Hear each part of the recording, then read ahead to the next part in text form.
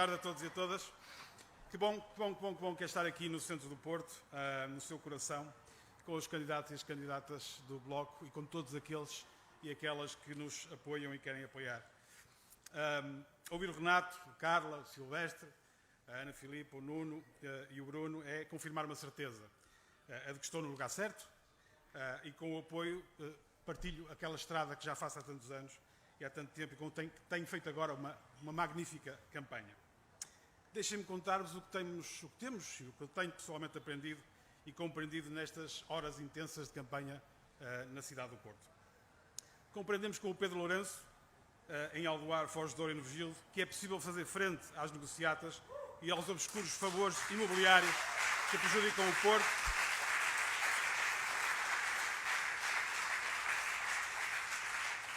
e compreendemos também que é possível dar voz a quem não a tem ou a quem lhe foi retirada. Compreendemos com a Joana Cruz, em Lordelo do Ouro e Massarelos, que o problema da droga não pode ser tratado como um caso de polícia, mas sim como um problema de saúde pública e de combate à pobreza. Compreendemos com a Elizabeth Carvalho, que em Campanhã os bairros são feitos das suas gentes e não apenas das fachadas que se reabilitam e que o abandono das pessoas não pode ser revertido e a sua participação uma força de mudança. Compreendemos com a Patrícia Martins que no Bonfim existem exemplos de liberdade, dos direitos e do combate contra a desigualdade de género que fazem do arco-íris das lutas a nossa bandeira. Compreendemos com o Pedro Figueiredo que Paranhos tem muita gente, mas que lhes falta o direito à cidade, à cultura e à habitação digna e acessível. Compreendemos com a Carla Quintas, em Ramalde, que a cidade precisa proteger o seu património, cuidar da sua memória e das suas gentes. E compreendemos com o Mário Moutinho, aqui no Centro Histórico,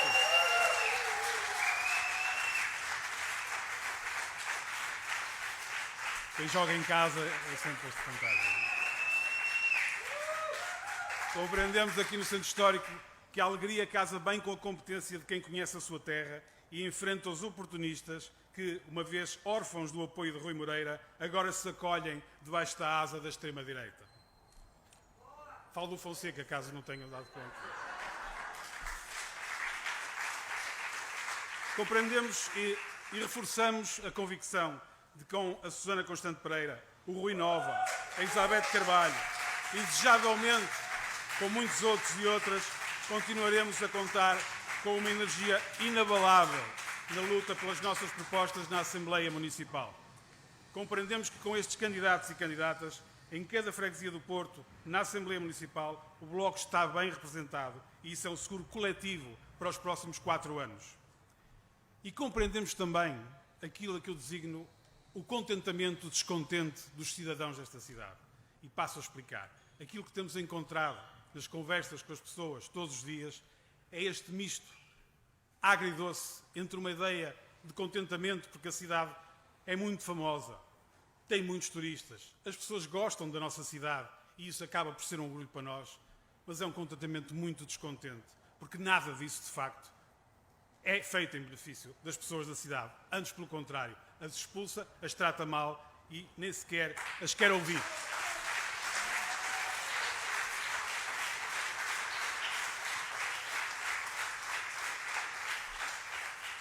Começamos esta campanha um pouco pelo fim.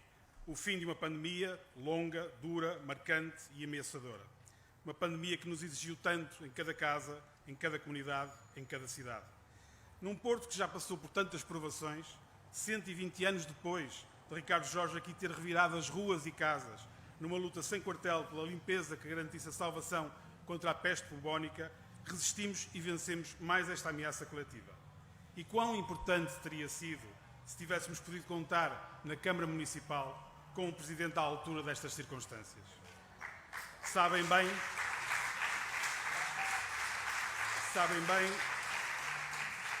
e é mais do que lamentável que a Câmara do Porto ficou na liga dos últimos na resposta à crise pandémica.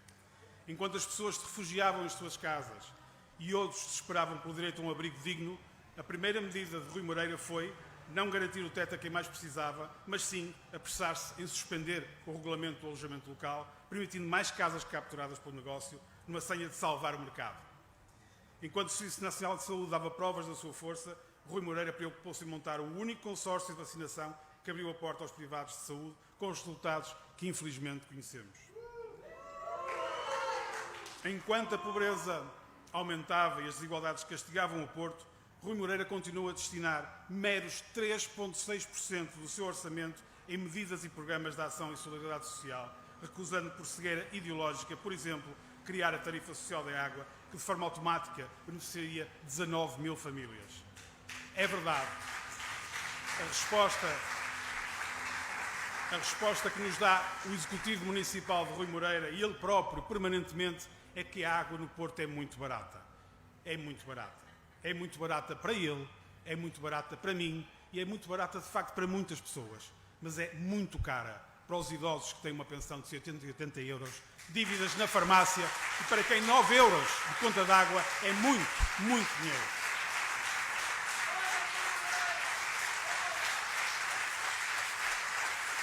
Mas, sabem, a gestão da crise pandémica foi também um espelho dos últimos 8 anos, de uma governação da cidade feita por muitas direitas que seguem um chefe e que nada mais tem que oferecer do que um modelo da cidade de negócio.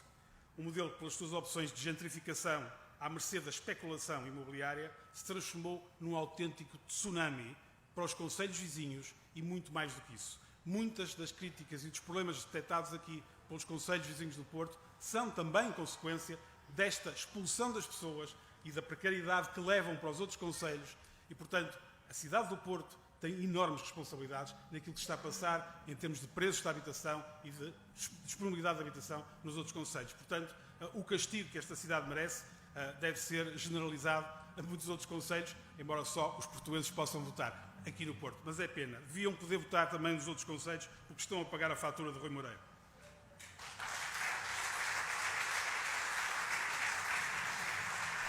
O modelo de cidade de negócio, onde falta habitação, empurra para fora quem cá vive e deixa tantos prisioneiros da falta de distribuição de recursos e riqueza de uma Câmara que fica sempre aquém do que podia fazer.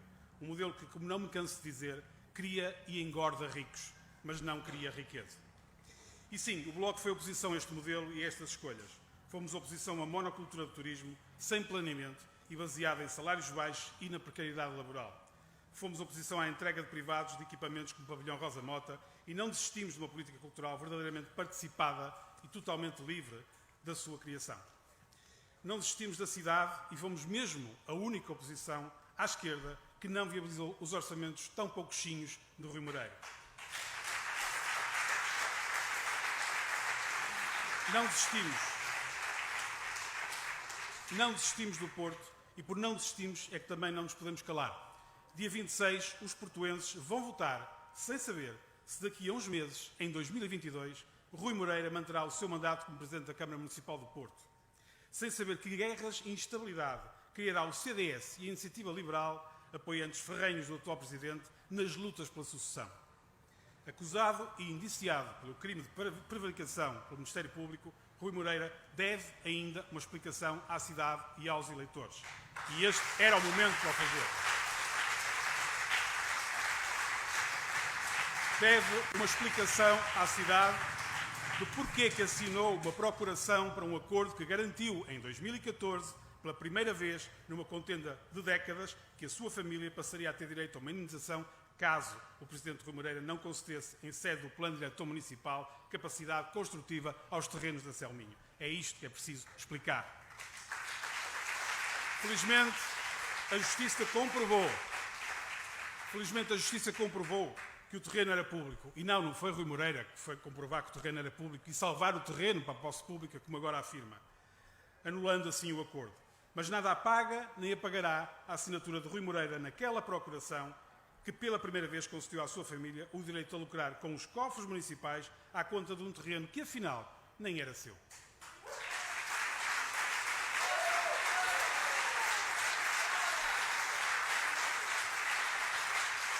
Em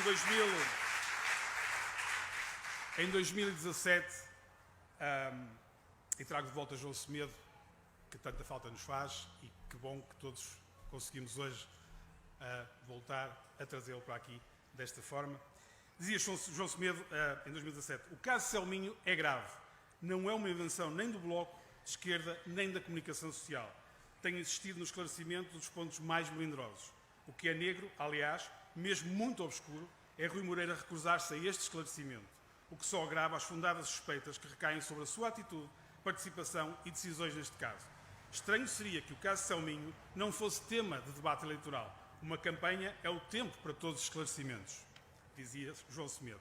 E que tanta razão tinha ele, e tanta razão que tinha e continua a ter. Porque que estranho que é, e cobarde que é, o silêncio das outras forças políticas em relação a este assunto.